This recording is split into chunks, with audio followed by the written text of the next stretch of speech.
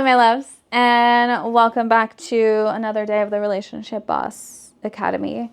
And now that class is in session, I think that we talk about ourselves.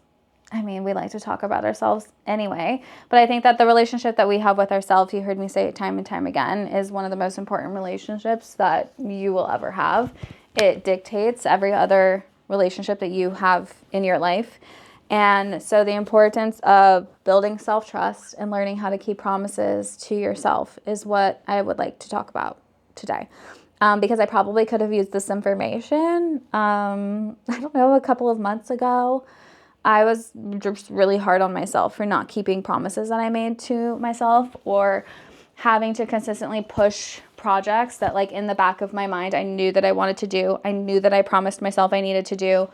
And it started to erode the trust that I had in myself, which then hit my self-esteem, which then probably lowered my confidence, because I was really not my most confident self this summer, if I'm really truly being honest. Because I broke a lot of the promises that I made to myself, and I think that I was just really disappointed. So when you don't trust yourself, it hinders all of those other areas that we really need in order to feel like our best, most amazing version of ourselves. Plus, we expect our friends to keep their promises to us. We expect our partners to keep their promises to us. We expect family members to keep their promises to us. And when they don't, we get mad, we get hurt, we get upset, right? It helps us trust people. Part of the 3 key elements to having trust in a relationship with somebody else is someone's words align with their actions, they keep their promises, and they're fully transparent. So why don't we treat ourselves the same way? Okay. So how do you keep promises to yourself? I'm sure you can sit back and think right now that you made a promise to yourself that you chose not to keep, or that you made an excuse of not to keep to yourself, right? Or you procrastinated, which is my MO, is just full on procrastination. And we tend to procrastinate probably because we're scared, because it feels too overwhelming, because maybe we don't know where to start, and the thought of not knowing where to start is really, really scary. And I'm just the queen of procrastination, let's just say. So how do we even keep our promises to ourselves? Let's just give you something productive, okay? 1, I would say you set clear and attainable goals. I don't know how many times I've set these huge, big goals for myself, and they felt too big. They felt too heavy. They felt too overwhelming, right? So then I just didn't do them at all, hence the procrastination. All right? Yeah, now it's all making sense, But if you set small, realistic goals for yourself that are bite-sized, it makes it just a little bit more digestible for yourself and easier to meet that goal and attain that goal, right? So if you want to start going to the gym, I like to say don't commit and tell yourself that you're going to go 7 days a week, because if you do not go 1 or 2 days that week, you're oh, well, I told myself I was going to go 7 days. So you know what? I'm just not going to go at all. It's just easier not to go at all now, because I'm going to have to start all over, right? So instead of saying I'm going to go 7 days a week, say, okay, I can easily and realistically commit to 2 days a week. I know that there's no way that I cannot go 2 days a week. And then, okay, you go 2 days a week, and you've already accomplished that goal. And that feels good. And that boosts the confidence that you have within yourself, right? And then if you go 3 days or 4 days or 5 days, that's just an added bonus. That's just a little bit more proof that you can do this, and you can set a bigger goal. So then you adjust your goal as you go along. So maybe next week, instead of saying you'll go 2 days per week, you go 3, right? You create realistic goals for yourself that are attainable, because that's what's going to boost your confidence, okay? Number 2, prioritize your promises. You would expect, like I said, your partner to prioritize their promises, so you owe it to yourself to do the exact same thing, okay? Treat your commitments that you make to yourself and non-negotiable. Why are we negotiating with the things that we tell ourselves that we're going to do? Whether we're saying, oh, well, you know what, I'll do it tomorrow, or I'm too tired today. And yes, we should listen to ourselves when we're reaching points of burnout or being too tired or our body needs rest. But that doesn't mean just like put it off and never do it. I think that that's just going to make you feel worse about the situation if you're not prioritizing your own promises that you're making to yourself. So just tell yourself that they're non-negotiable. I don't know. If you don't do it today, make sure you do it tomorrow. There's no tomorrow after the tomorrow.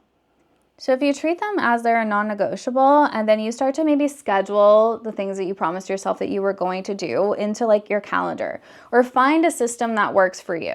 Okay, so whether you set reminders on your phone to do what you said you were going to do, or you put it into your calendar so it's actually in your schedule, like find resources that help you make sure that you are still keeping that promise that you make to yourself.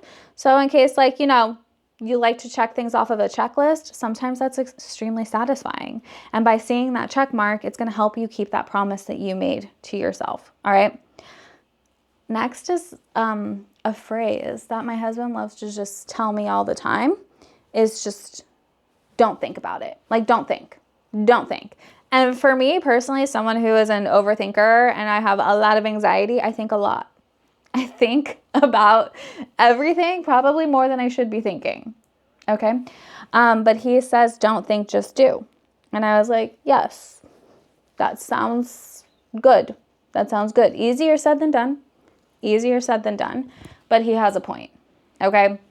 If we get into the habit of thinking and thinking and thinking and thinking and worrying because we're thinking, and then getting anxious because we're thinking. And most of the time when we are thinking about things, we're thinking about worst case scenario or more things that we need to do in order to make it more perfect or better, right? And so we keep the running notes in our mind and maybe on our phones, like me, of just thoughts, just thoughts.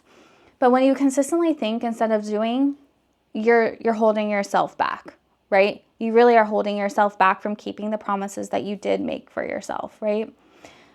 I think that it honestly just all comes down to staying in the present moment and like really being present for everything that you're doing. Because as my husband has been telling me, don't think, just do, I keep saying, how? Like, how do you freaking just do that? Because it's so hard for me. I said sometimes I get overwhelmed by having to consistently reframe my negative thoughts into positive thoughts and then be saying my positive thoughts all of the time. And yes, that's what we should be doing sometimes when we are in a negative mindset, reframe those thoughts into a positive mindset. But sometimes that can get exhausting, especially to someone who's like an overthinker or a worrier like myself. And so I just kept asking myself, how do you just not think? And today at the gym, and for the last couple of days at the gym, I've been really telling myself, okay, be present in this moment and practice being present.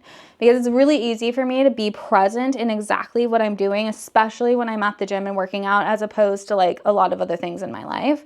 And so I tune in, I zone in to exactly what I am doing in that moment. As I work out, I'm feeling every muscle that is being tested or contorted or pissed off in my body, okay? I listen to the songs that are playing on my headphones in the playlist, and I really allow myself to enjoy it. And I've curated playlists that I just want to listen to the music, and it allows me to be present. I look out the window and I soak in like everything that I'm seeing, right? And my workouts have really taught me how to be present. And maybe you have something else in your life that can really teach you how to be present. If you have a hobby, right? I hope you're present during that hobby. Like if not, like what are you doing? Be present during the things that you love to do. If you go on nature walks and you go for walks outside, be present in what you're doing every moment. When you are with your partner, be present in those moments for the conversation. Don't just be thinking about, I don't know, what could go wrong, what will go wrong, right? So don't think, just do. So, if you say that you made a promise to yourself and then you just do it instead of thinking of all of the ways that it's not going to work or not going to work out, you're already winning, okay? which leads me to the next one, is to celebrate your small wins. I think that we've been kind of taught, I guess, by society to only celebrate our big wins, right? Like graduating or getting engaged or getting married or, getting a promotion. Those are the moments that we've been kind of taught to celebrate. Those deserve to be celebrated. The big things, right? Having a baby, But I also think that if we celebrated the small things just a little bit more often, it would motivate us to want to keep going because it's hard to keep motivation some days. And by recognizing a small win every day, it's going to feel really good. Acknowledge and celebrate when you keep a promise that you made to yourself, no matter how big or how small.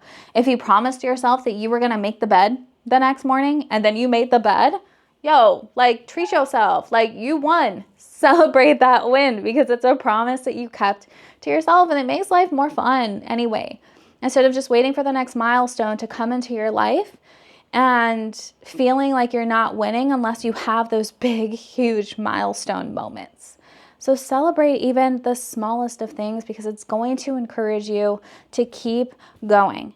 And this also is going to strengthen the trust that you have in your ability to follow through. Okay? And lastly, be gentle with yourself. Literally be gentle with yourself. Okay? Sometimes we are our harshest critics, let's just say. All right? We are our harshest critics. So instead of beating yourself up or talking negatively to yourself and bullying yourself because you didn't keep a promise that you made, all right? Just adjust the goalpost. Reassess your goals. Maybe you weren't ready to reach that goal quite yet, and maybe we need to just reassess. Maybe if you're struggling with breaking promise after promise after promise to yourself, maybe it's not something that you really want that bad right now, right? Because if you wanted it that bad, you wouldn't be breaking all those promises. And that's okay. You don't have to want what everybody else wants. You don't have to be dishonest with yourself, right? That's happened to me multiple times. I think I've said that I wanted something so bad, but did I actually really want it if I wasn't taking the steps day in and day out to make that happen? So then I had to be real with myself and adjust the goals that I was making and adjust maybe even the way that I was talking about those goals and talking about the things that I wanted. I told myself, for a long time I wanted this one thing in my career. And then I realized actually I'm way more happier when this is happening in my career. But I wanted the other thing because everybody else wanted the other thing, right? And I set goals for myself because they were the same goals that everybody else set for themselves.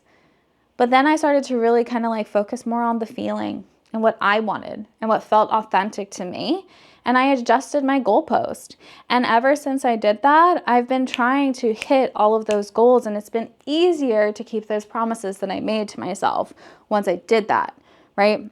Which has built a lot of trust in myself, which is when you are going through those hard, lower moments, right? Having that trust within yourself to get out of those low moments is huge. It's huge.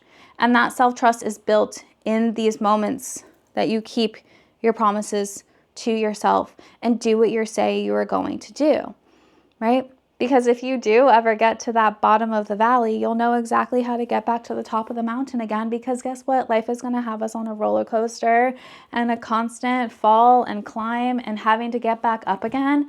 But when you know that you can get back up again, it's such a beautiful feeling. It really is. I hope that was helpful. And I love you all so much. And I'll see you in class tomorrow. And if you're listening to this in the morning, afternoon, or night, my loves, I hope you have an amazing morning, afternoon, or night.